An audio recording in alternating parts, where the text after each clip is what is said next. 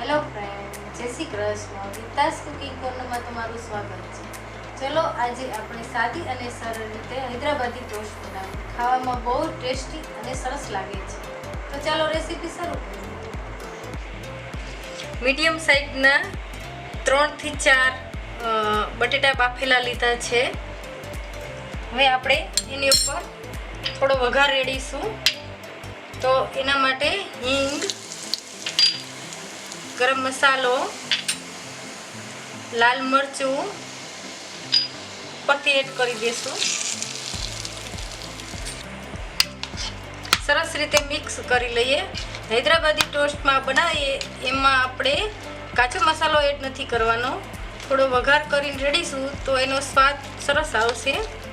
ઉપરથી થોડો ચાટ મસાલો રેડીશું અને સ્વાદ અનુસાર નિમક ને અડધા લીંબુનો રસ એડ કરીશું.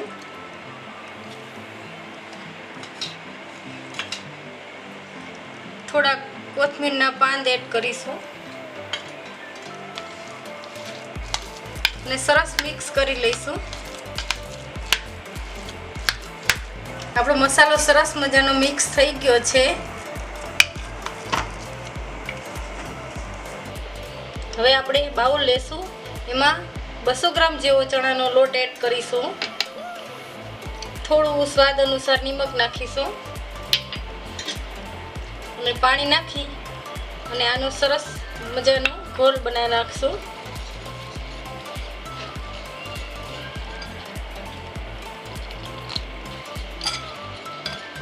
આ રીતનું પતલું રાખવાનું છે, મીડિયમ સાઈઝનું.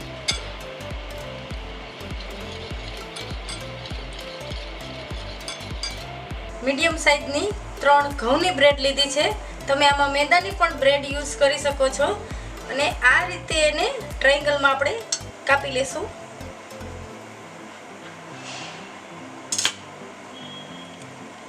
આ રીતે કટ કરી લેશું. હવે એક પીસ લઈ આપણે અને જે આપણે આ આલુનો મસાલો બનાવ્યો છે એને આ રીતે પર સ્પ્રેડ કરી દેશું.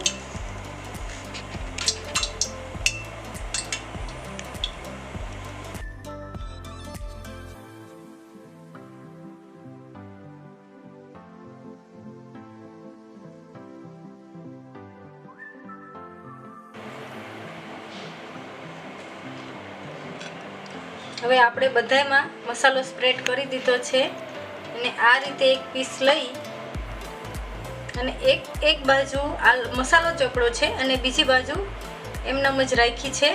હવે એને આ રીતે ડીપ કરી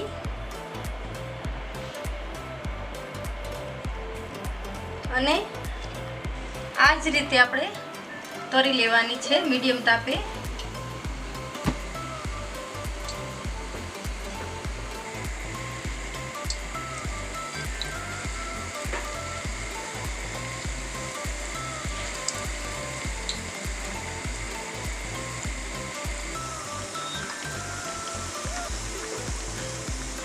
હવે આપણી બ્રેડ એકદમ ક્રિસ્પી થઈ ગઈ છે. એક પ્લેટમાં લઈ લઈશું આ રીતે.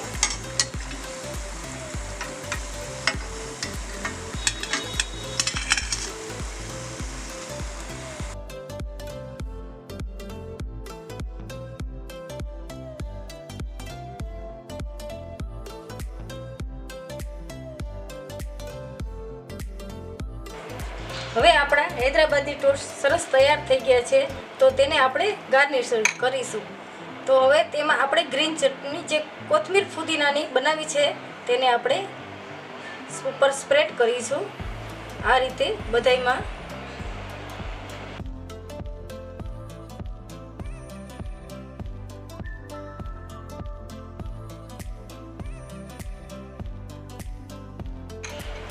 હવે આપણે આ જે ખજૂર આમલીની ચટણી બનાવી છે તેને પણ આપણે સ્પ્રેડ કરીશું આ રીતે.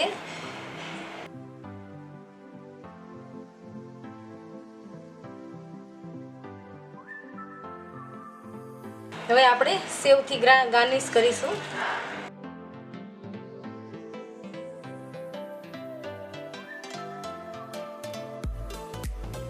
હવે આપણે સમારેલી ડુંગળી છે ઝીણી જે ચોપ કરેલી એને પણ આપણે ગાર્નિશ કરીશું.